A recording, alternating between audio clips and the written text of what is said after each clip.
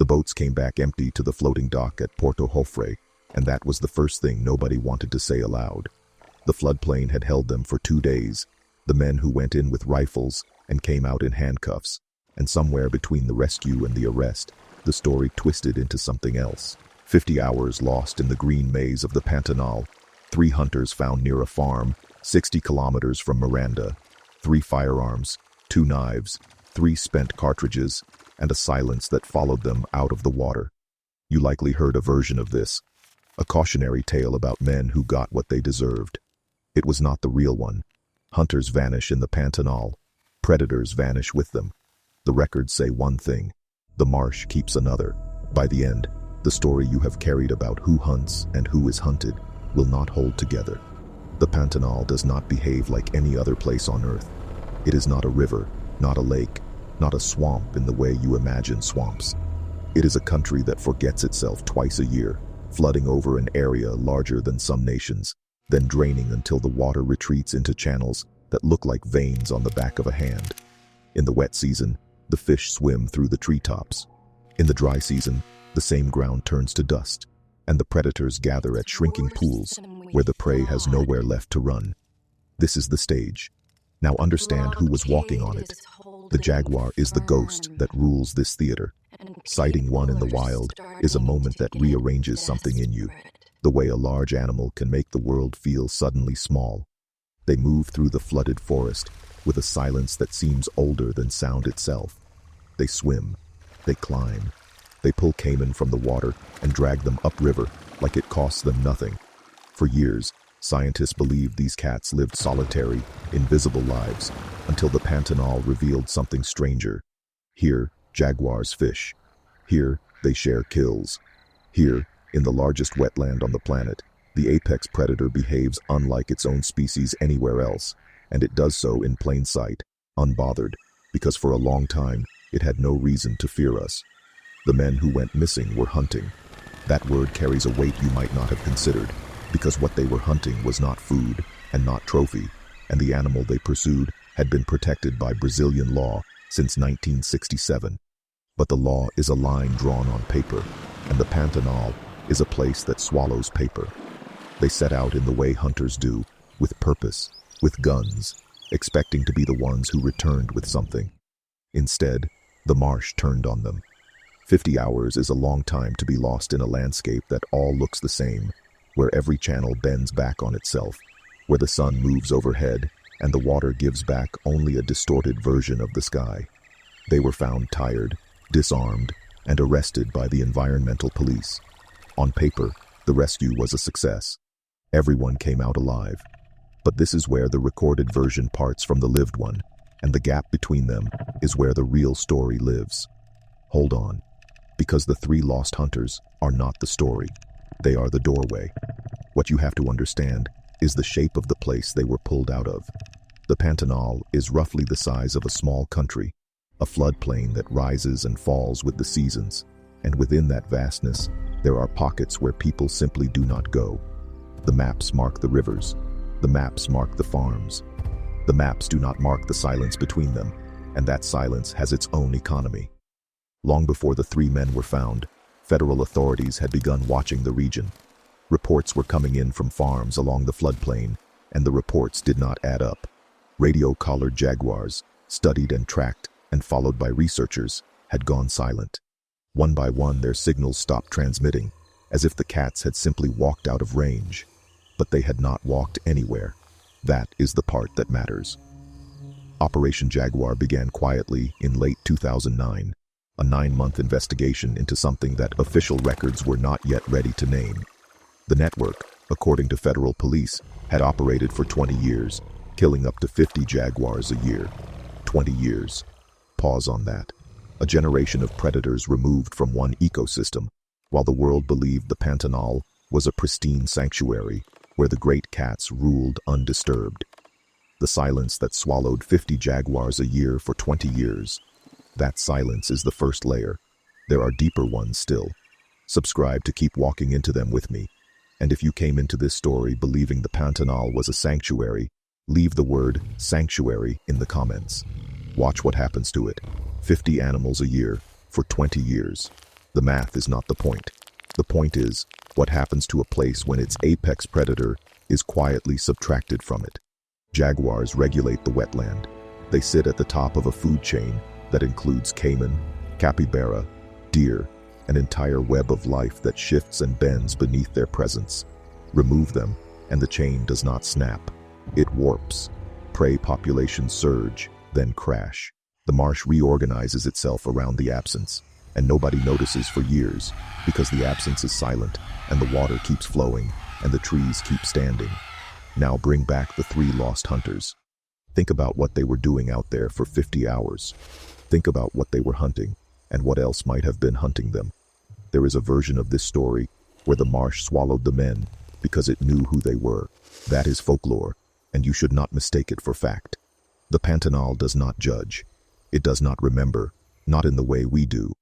But it does record, and the record is written in bone and tooth, and the strange stillness that settles over a place where something has been taken. The 3 men came out alive. The disarmed, arrested hunters walked back into the world of law and consequence. And the jaguars that the network had been killing for 20 years, the 50 a year that never made the news, the radio collars that went silent in the night, all of that vanished into the same green maze that briefly held the hunters. That is not coincidence. That is the second story. We are told that conflict between people and predators is simple, a matter of fear and defense. The rancher loses cattle. The jaguar takes the blame. The hunters go out to settle a score that is really about economics dressed up as vengeance. But the Pantanal keeps a far stranger ledger, and the entries in it do not match the official accounting. Consider what the researchers saw when they began counting.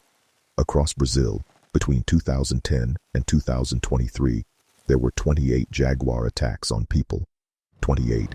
Over 14 years. In a country with a human population in the hundreds of millions, where the jaguar's range overlaps with farms and ranches and the edges of cities, the animal that is so often cast as a man-eater produced fewer than 3 confrontations a year. The fear, the rifles, the 20-year campaign, the vanished cats, the 50 hours lost in the swamp, it all sits on top of a creature that mostly wants nothing to do with us. The predators did not vanish because they were dangerous. That is the belief that had to be demolished. The predators vanished because they were valuable, not to the ecosystem, but to the market. And the hunters who went after them were not defending their land. They were running an industry. Some accounts hold that the network was sophisticated, organized, with buyers and routes, and a quiet economy that moved pelts and skulls and teeth through the floodplain without ever touching the official record. The record is not clear on every detail. What is clear is that the jaguars died, for decades, at a rate the ecosystem could not absorb, and the world only noticed when the collars stopped talking. You have accepted a version of this. You know you have.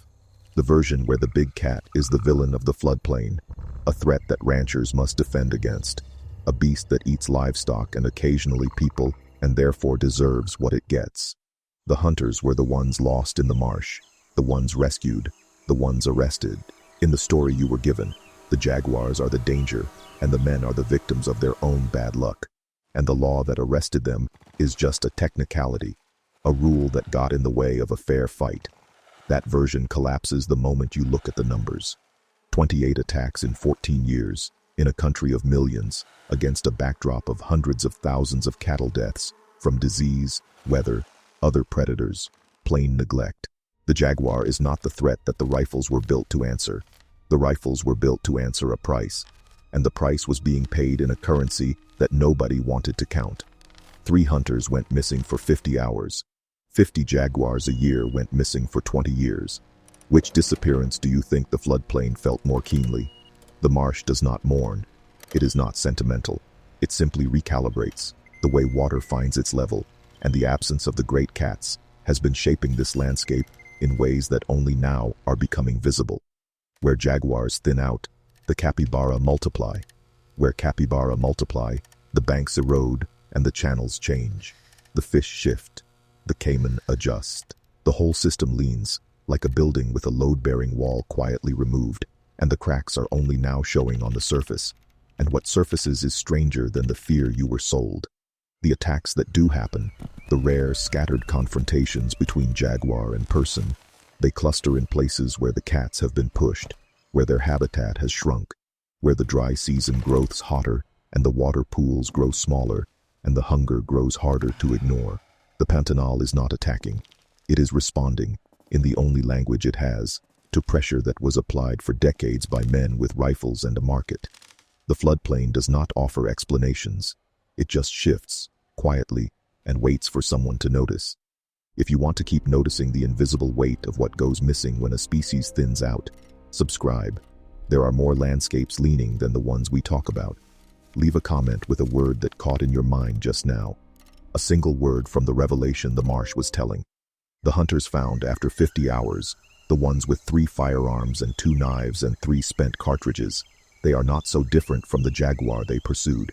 They were also responding to pressure, to a system that told them the animal had a price and the marsh had no eyes. Men get lost in a place that does not care. Cats get lost in a country that does. Both vanishings are the same story, told from opposite sides of the rifle. This is the point at which you have to decide what you are actually watching. A cautionary tale about poachers who got what they deserved. An animal documentary about a species that survived despite us. Or the record of a place that has been quietly rewriting itself for decades, while the outside world believed it was looking at a wilderness preserved in amber. The marsh was never preserved. It was being harvested, and the harvest did not stop because the collars went quiet or the network was investigated. It changed shape, because here is the part that should unsettle you more than any predator in the water. The jaguars are back, or at least the sightings are back. In recent years, the Pantanal has seen more than 1,000 jaguar sightings a year, a number that would have been unthinkable when the collars were going silent. The habituated cats in one river region grew from 29 to 130 in a decade. The floodplain is full again, apparently, bursting with the great cats that tourists travel from across the world to see. The predators that were hunted for 20 years are now the engine of a tourist economy.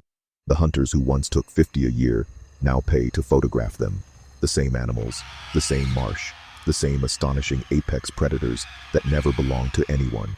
But this is where the second story bends again, because the tourists have become the new pressure.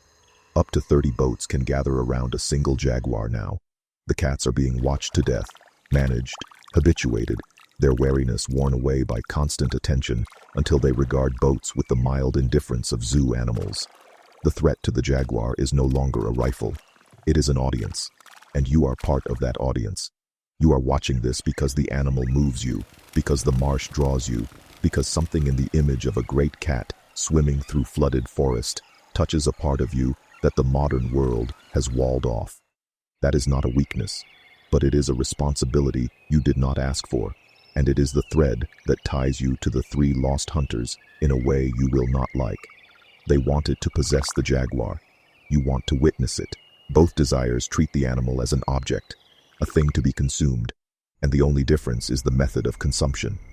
The marsh does not distinguish between a bullet and a camera lens. It only knows it is being watched. 50 hunters vanished into the Pantanal. The predators vanished with them. But the predators came back, and now they are vanishing in a different way, slowly, in plain sight, under the gaze of 1,000 boats and 1,000,000 photographs. And the vanishing is so gradual that nobody calls it what it is. Look at what the floodplain is telling you. Men who sought to kill the great cat became the ones who were lost. Men who seek only to admire it may be doing the same damage with better intentions, and intention has never once stopped a wave from drowning someone. The jaguar is not your enemy. It never was. The enemy was the belief that a living thing can be owned, that a place as vast and strange as the Pantanal can be harvested and still remain itself. That belief did not die with Operation Jaguar. It just started wearing cleaner clothes. There is a story underneath the story you were told, and it goes like this. The Pantanal is not a sanctuary. It is a stage where the oldest drama on this continent keeps playing out. The drama of what happens when a people decide that a wild thing is worth more dead than alive, and then discover, too late, that the wild thing was holding the whole place together. The 3 hunters rescued after 50 hours were not the first men the marsh has returned, and the jaguars collared and killed were not the first generation of cats to vanish. The floodplain has been keeping this ledger for as long as humans have crossed it. and every entry is balanced by a disappearance. Now hold that thought, because the marsh is not done. The sightings are up, the tourists are crowding the river, and the Jaguar tourism economy has become one of the Pantanal's great hopes and its quietest threat all at once. But something else is moving through the flooded forests, something that does not appear in the ecotourism brochures, and it is not a cat. There is a distinction that matters, and it is the heart of the second story. The animal that survives a poaching ring is not the same as the animal that survives a flood of attention. One learns to avoid, the other learns to perform, and a predator that learns to perform has begun the long, slow work of ceasing to be wild. The jaguars of Porto Jofre, the 130 habituated cats that tourists come to see, they are real, and they are magnificent. And they are also being slowly turned into actors in a show that pays the bills and empties something out of them that cannot be measured. You came to this story carrying a version of the jaguar, a killer, a man-eater, a threat that needed managing. The floodplain has offered you another version, a regulator, a presence that shapes the water and the fish and the capybara and the very shape of the land. The marsh functions because the cat functions. The cat functions because the marsh is vast enough to hide the parts of its life that we should not touch. The hunters were lost for 50 hours, found, arrested, and that story was reported as a rescue. The jaguars were lost for 20 years, found, and the finding was reported as an investigation. But the real loss, the one that continues, is quieter and harder to record. It is the loss of wildness itself, the slow degradation of a thing that cannot be photographed or counted or priced, the thing that makes the Pantanal the Pantanal.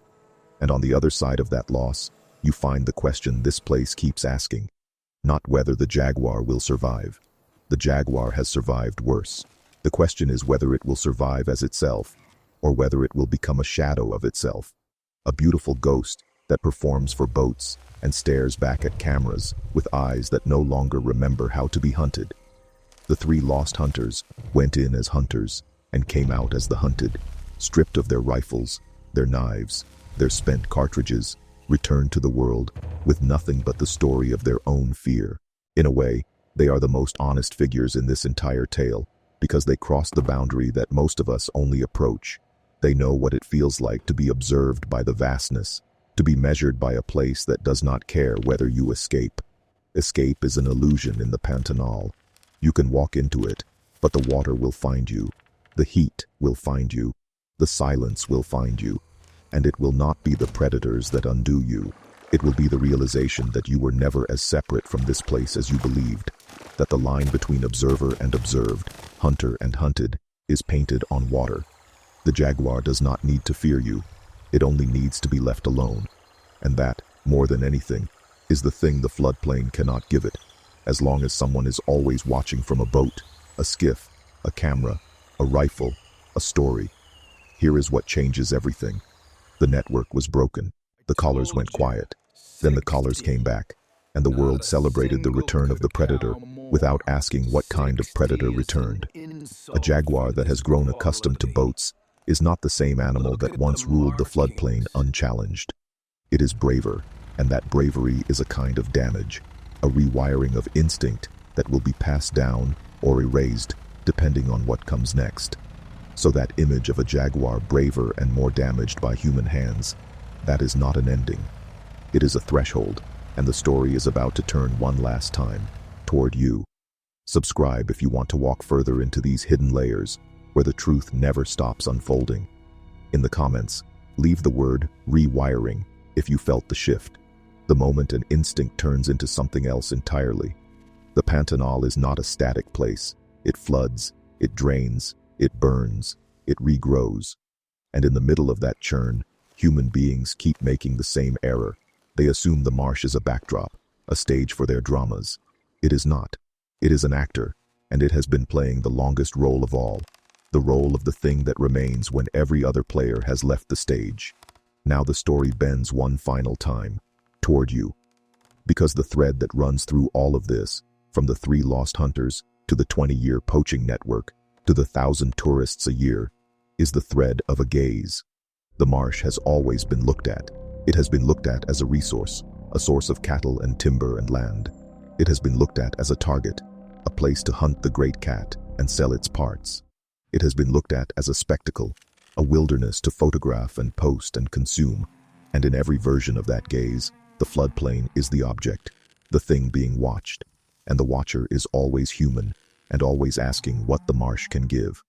The marsh gives and gives and gives, and no one asks what it loses in the giving. The jaguar, the caiman, the capybara, the fish that swim through the flooded treetops. They are not props. They are the marsh's memory, the living record of a place that has no written history, and every time one of them is subtracted, the memory grows a little thinner. The hunters who vanished for 50 hours were not erased. They were returned as a caution, as a story, as a headline. The 50 jaguars a year, for 20 years, were not returned. They were simply gone, and the marsh held that grief in silence, the way it holds everything. We like to believe that violence leaves a mark we can see. That is a comfort. The truth, and this is the thing you should carry out of this story, is that the deepest violence is invisible. The absence of a predator does not scream. It settles. It becomes the shape of the water, the behavior of the prey, the quiet abundance of things that would not have thrived if the great cat were still there doing its old work. The Pantanal today is not the Pantanal of 20 years ago. It is fuller in some ways and thinner in others. The tourists see the cats they came to see. The ranchers see the cows they raise. The researchers see the data they collect. And underneath all of that seeing, the marsh keeps its own account, and the account is a ledger of absences that nobody quite knows how to read. The 3 lost hunters were found with 3 firearms, 2 knives, 3 spent cartridges, and a story they will carry for the rest of their lives. The jaguars were found with nothing at all, because they were the ones doing the disappearing, and the record of their disappearance is written in the only place that truly remembers. The floodplain, the water, the silence where sound should be. Remember what I said at the beginning. The boats came back empty. That was the signal, the one nobody wanted to voice aloud. And now you know the rest of it. The boats came back empty because the hunters had been returned. But something else did not come back. Something that had been leaving for 20 years. One cat at a time. One caller going silent in the dark. The marsh did not take the hunters. It gave them back. The marsh took the jaguars, and it keeps them still, in the only way it can, by making the absence look like the natural order of things. So when you look at the Pantanal from a distance, when you watch the films, when you see the great cat swimming through the flooded forest, and feel that old, deep pull, remember that you are looking at a place that has been telling this story for a very long time. The story of what happens when a people decide that a wild thing is worth more dead than alive, and then discover, too late, that the wild thing was holding the whole place together. The predators vanished with the hunters. The hunters returned without their rifles. And one day, someone will ask what the marsh actually lost in those 20 years, and the only answer will be the one the water always gives. A reflection, a silence, the shape of something that used to be there, and is now only remembered in the way the floodplain leans, and flows, and waits,